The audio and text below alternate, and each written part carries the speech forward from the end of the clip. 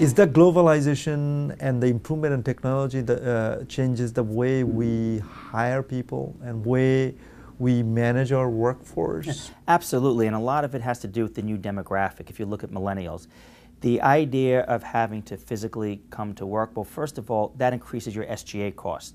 If you look at universities, their biggest cost is real estate, not the expense of employees. So when you look at the high cost of real estate pushing up SGA cost, which every additional dollar you spend on real estate reduces net income by $1, plus with the new demographics of millennials not really embracing that environment, this change is happening anyway. You can either embrace it or not. Now, I want you to imagine, Russell, the last company that made 8-track tapes. As other companies were exiting the 8-track tape market, that company most likely had expanding market share, but in an overall shrinking market. So when you don't embrace change, you might be misled, because in the short run, you might find yourself increase market share because everyone else is exiting that space. But eventually, the overall market share is going to decrease. Let me address, you talked about if you just hire people remotely, you can't embrace that culture. I was dealing with the issue of virtual teams and whether or not we had to fly everyone in to work together in a physical space, or can we have people work virtually? A piece of wisdom that I use for most of my decisions is a balanced approach.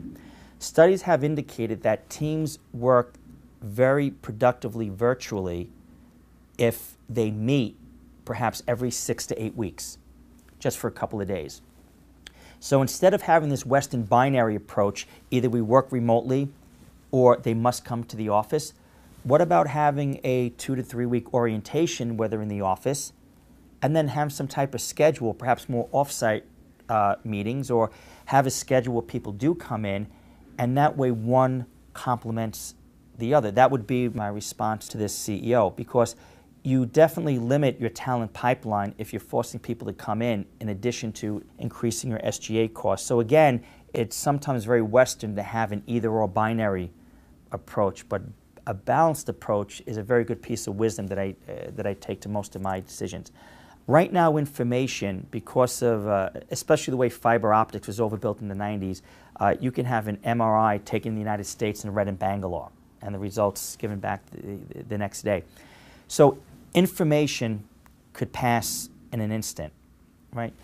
But the value added is not the distance between Bangalore and the US, it's the distance between the computer monitor and my eye, which is connected to my brain. That's the real value added. So whether or not I'm doing that in the office or remotely, I think becomes less relevant if I really understand where the most value added is. However, if you look at the value add of collaboration, there is an argument to be made, and I do want to address people's concerns that if people are only working remotely, then collaboration, as a result, could suffer. And that's why I offer a hybrid approach where people are getting together, but that does not mean working side by side. Because Russell, if I'm working in your organization and I'm in the office next door, I'm not with you 8 hours a day. So there might be days in a row where you and I never see each other. So I don't need to physically be next door to be working side by side. That may or may not happen. So if you take a balanced approach, and you have concepts such as hoteling, where people no longer own their office, they'll plug into their docking station, they'll work a few days a week. I think that's the best way to embrace the new demographics of millennials, reduce your SGA costs, and maximize collaboration. And studies have shown, Russell, that as you offer people more flexibility, you don't necessarily have to lead the market in terms of your comp plan. That flexibility and people being able to address the personal aspects of their life, that's worth money to them. So you don't always have to lead the market in terms of price points in your comp plan if you give people other things that are of equal value.